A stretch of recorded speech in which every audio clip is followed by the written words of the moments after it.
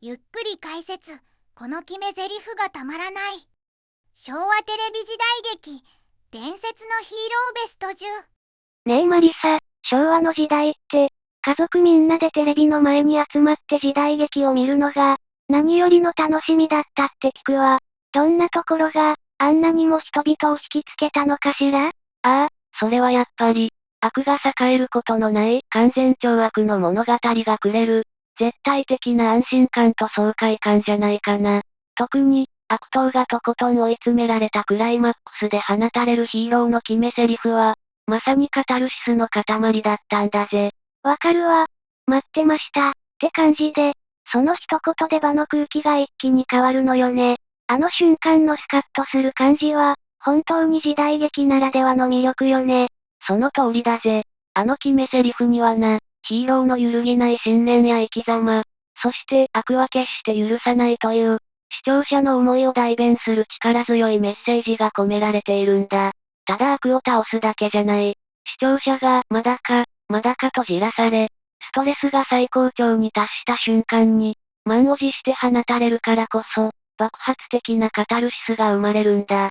そこで今回は、そんな昭和のテレビ時代劇から、日本中のお茶の間が毎週待ち焦がれた、伝説の決め台詞を持つヒーローを、ランキング形式で紹介していくぜ。第10位。破れ奉行。1977年。さて、いよいよランキングの始まりね。記念すべき第10位は、一体どんなヒーローなのかしら？おう、任せとけだぜ。昭和テレビ時代劇、伝説のヒーローベスト10。栄えある第10位は、よろずや金之助が演じる破れ奉行こと、深川奉行早見右近だ。破れ奉行？奉行なのに破れだなんて、物騒な名前ね。聞いただけでもワクワクしちゃう。一体、何がそんなに型破りだったの？すべてが型破りなのさ。まず、彼が成敗するのは、法では絶対に裁けない幕府の権力者ばかり。だから、事を起こす前に必ず老中の稲葉越中の神に報告に行くんだが、このやりとりが最高に痺れるんだぜ。老中様から直接、成敗の許可をもらうってこと？まさか、そんな大それたことが。いや、それが違うんだ。大人の事情ってやつで、老中は絶対にやれとは言えない。だから、ならんならんと言いつつ、最後は、わしは知らん、この件は忘れろって言って、暗黙の許可を出すんだ。この腹の探り合いこそ、このドラマの肝の一つなんだぜ。すごい。言葉の裏に隠された真意。直接的じゃないからこその緊張感と、大人同士の信頼関係が見えるようで、なんだか鳥肌が立つわ。だろ？そして、その許可を得た右近の行動が、もうめちゃくちゃで最高なんだ。なんと、森を片手にクジラ船に乗り込んで、悪党の屋敷に殴り込むんだぜ。当時の時代劇の常識を覆す、まさかの展開でな。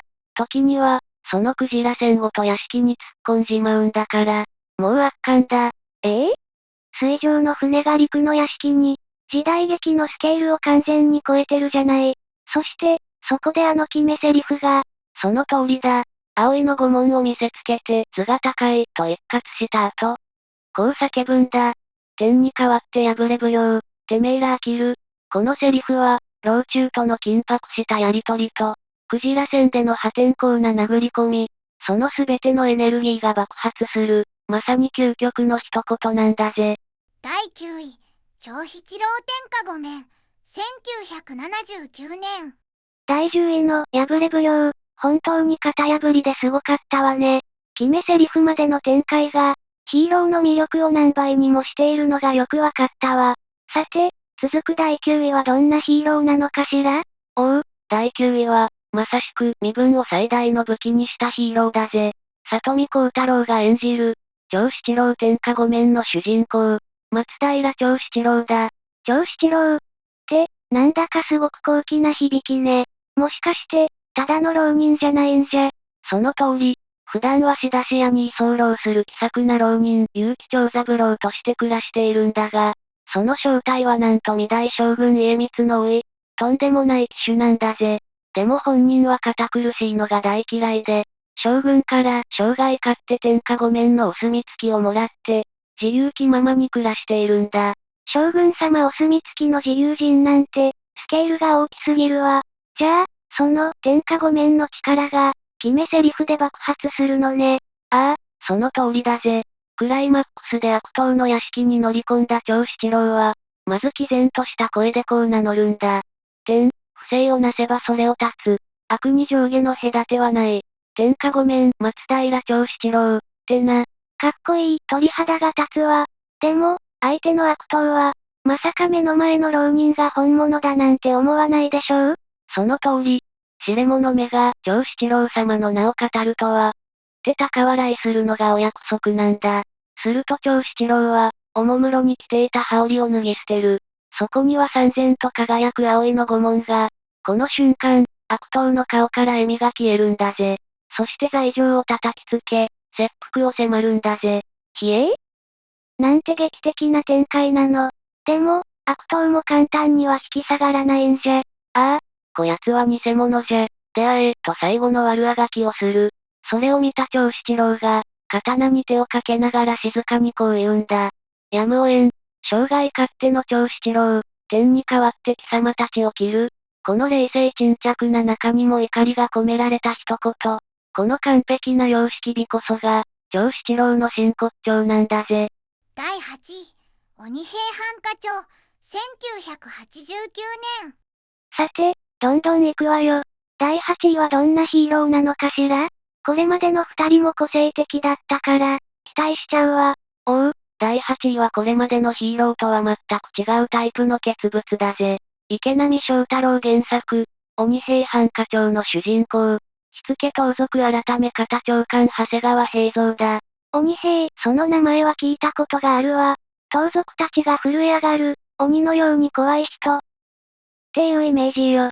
まさしくその通りだぜ。江戸の凶悪犯罪を取り締まる特別警察のトップで、悪党どもからは鬼の平蔵、略して鬼平って呼ばれて心底恐れられている。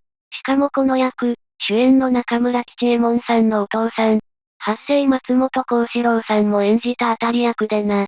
まさに親子二代で鬼を演じ継いだんだぜ。親子二代で、それだけ魅力的なキャラクターなのね。でも、ただ怖いだけじゃ、ここまで長く愛されるキャラクターにはならないんじゃないかしら？さすがレイム、確信をついてくるな。鬼平の真の魅力は、その人間的な深みにあるんだ。非道な悪党には一切容赦しないが、人はやめず、貧しい者からは盗まないっていう心情を持つ見どころと、いわゆる義賊に対しては、その生き様を認める器の大きさも持っているんだぜ。なるほど。厳しさの中に優しさがある、まさに理想の上司ね。そんな鬼平の決め台詞って、一体どんなものなの？鬼平のすごいところは、長官でありながら、自ら浪人や商人に変装しておとり捜査をするところなんだ。そうやって悪党の懐に深く潜り込み、完全に油断させたところで、一瞬の間を置き、静かに、だが圧倒的な威圧感を込めて正体を明かすんだぜ。ごくり、一体なんていうの？まさか、どんな仰々しい言葉が飛び出すのかしら？火付盗賊改め方、長谷川平蔵である。ただ、それだけだ。それだけ？すごくシンプルね。でも、そのたった一言に、とてつもない重みと恐怖が凝縮されているのがわかるわ。なんだか想像しただけで背筋が凍るような迫力を感じるわ。そうなんだよ。このセリフには派手な言葉も脅しもない。だが、悪党にとって鬼平という名前そのものが、絶望の代名詞なんだ。その名乗りを聞いた瞬間に、悪党の顔から血の気が引いていく。その静かなる恐怖こそが、鬼平の決め台詞が持つ、唯一無二の魅力なんだぜ。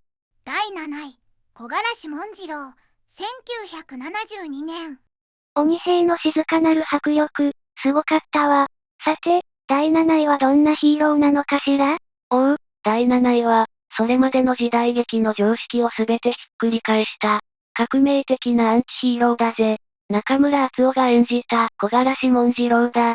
小柄志文次郎、長い用事を加えている人よね。ニヒルで、あまり喋らないイメージがあるわ。市川崑監督の演出が光る、まさにアンチヒーローの金字塔よね。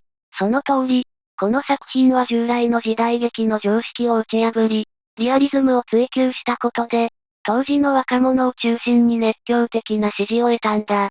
原作より長い幼児と、誇りまみれの道中カッパが彼のトレードマークだな。モンジローは、他人を信用せず、面倒ごとには一切首を突っ込まないのが信条なんだ。だから、困っている人に出会っても、見て見ぬふりをしてこう吐き捨てるんだぜ。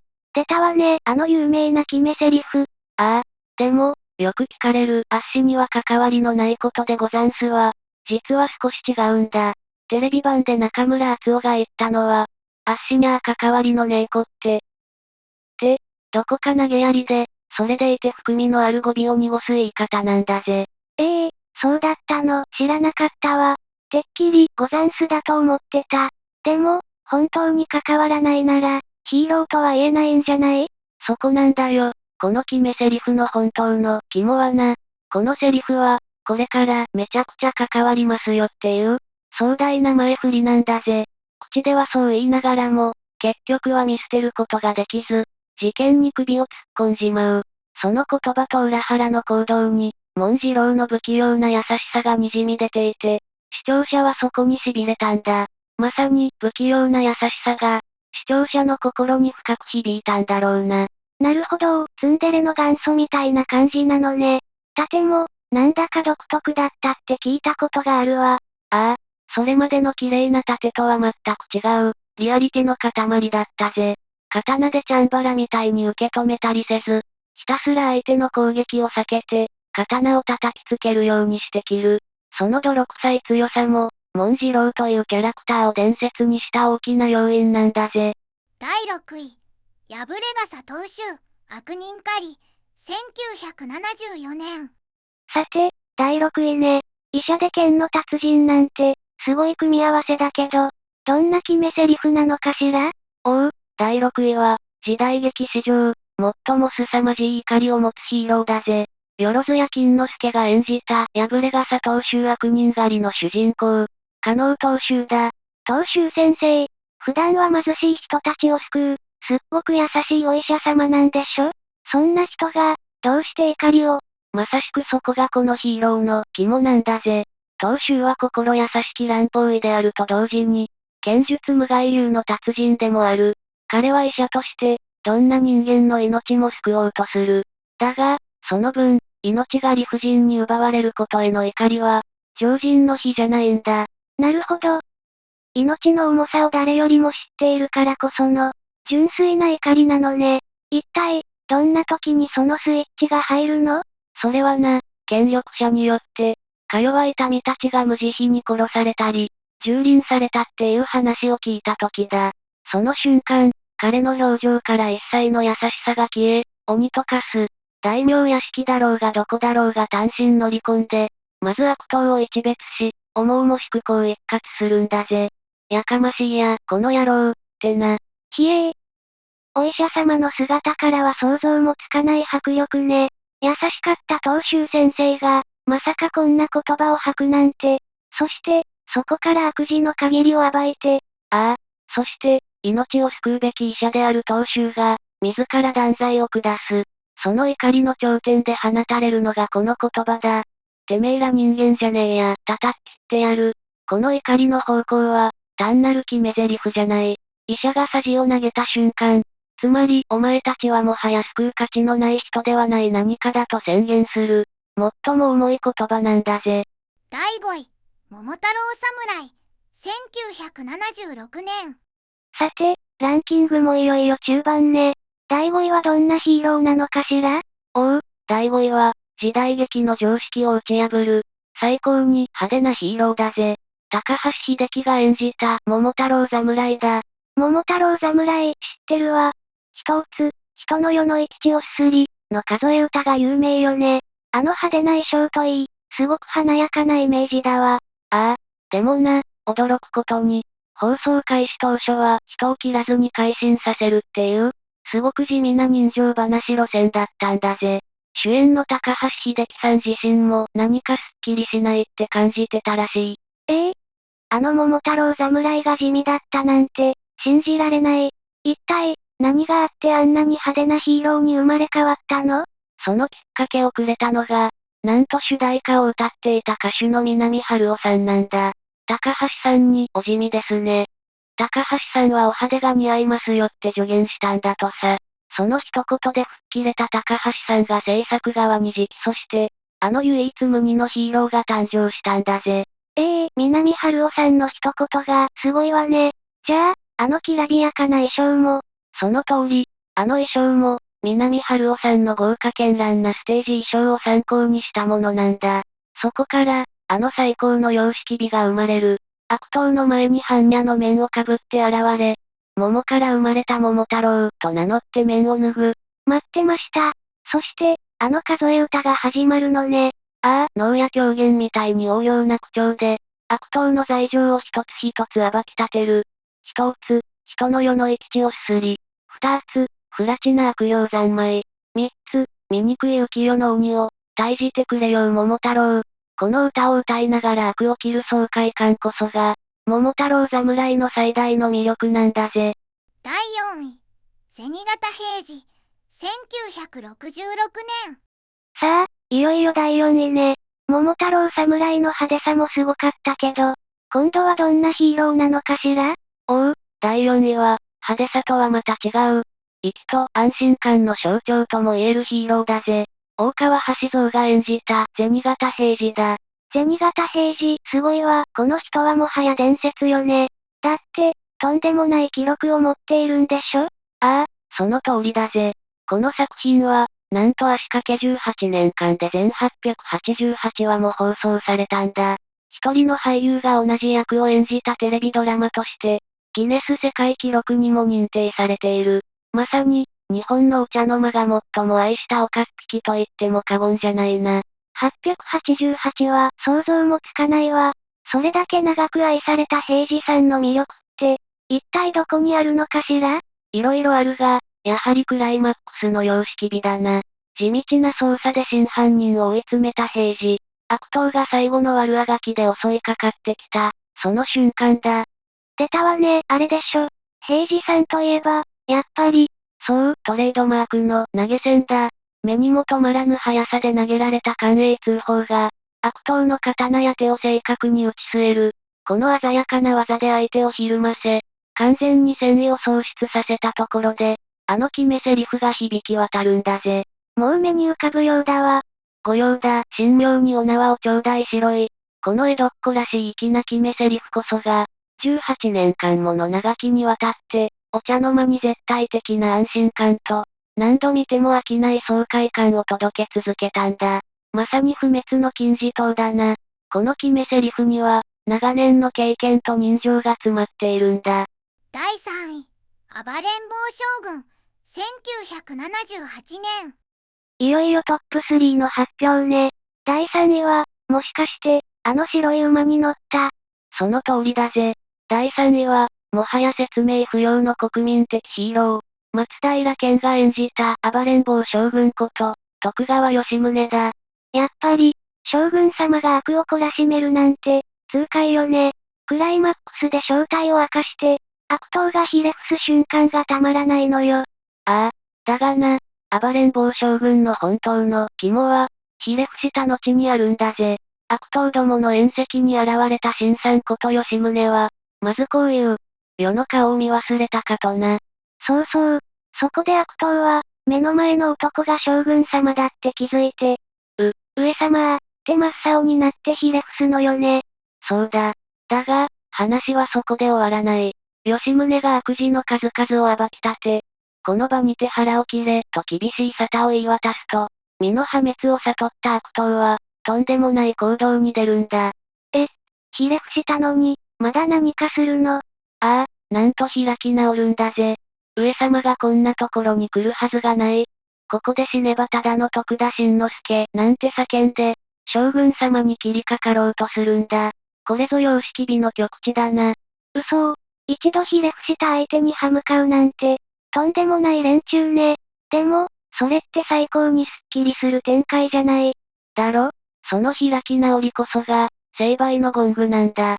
黒幕が、出会え、出会え、と手下を呼び集め、吉宗が静かに刀を抜き放つ。あの有名なテーマ曲とともに、大立ち回りが始まるんだぜ。なるほど。ただ身分を明かすだけじゃなくて、一度ひれ伏させてから、さらに開き直らせて、それを叩きのめす。だから、暴れん坊なのね。その通りだ。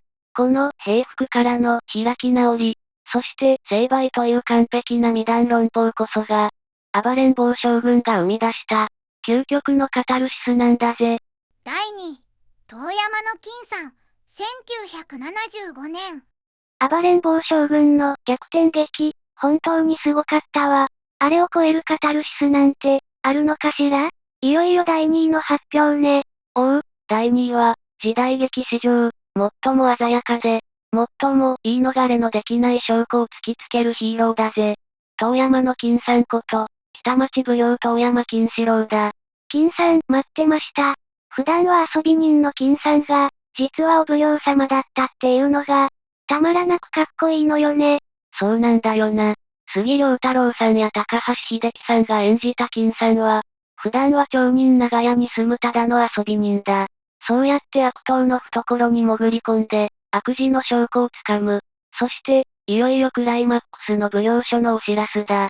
そうそう。悪人たちは、お奉行様の前で必死に白を切るのよね。金さんなんて、ただの遊び人ですから、ってね。そこなんだよ。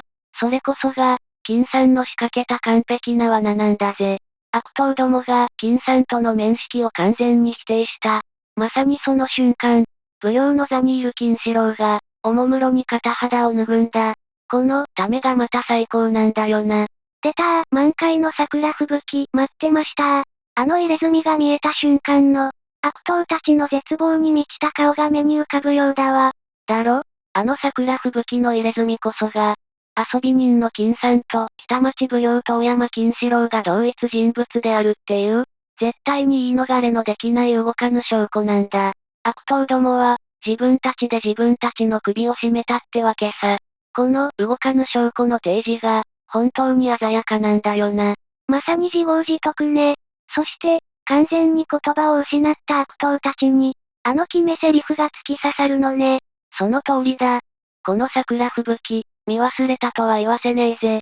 この一言は、ただの決め台詞じゃない。悪党が自ら逃げ道を塞いだことを宣言する。論理的で完璧な罪の一手なんだ。この鮮やかさこそが、金さんが時代劇史に燦然と輝く理由なんだぜ。第1、水戸黄門、1969年。ついに来たわね。数々の名作を抑えて、堂々の第1位に輝く、昭和テレビ時代劇、伝説のヒーローは一体誰なのかしら。私、もうわかっちゃったかもしれない。決まってるぜ。この方を置いて他にいない、文句なしの。第1位は、もはや日本の文化そのもの。水戸黄門ご一行だ。やっぱり、もう納得しかないわ。誰もが認める、殿堂入りよね。お茶の間でこのクライマックスを待っていた人、数えきれないでしょうね。ああ。そして、水戸黄門のすごいところは、決め台詞が一つじゃない。完璧な様式美で構成された二段構えになっているところなんだぜ。まず、悪党どもが開き直って襲いかかろうとした。まさにその時だ。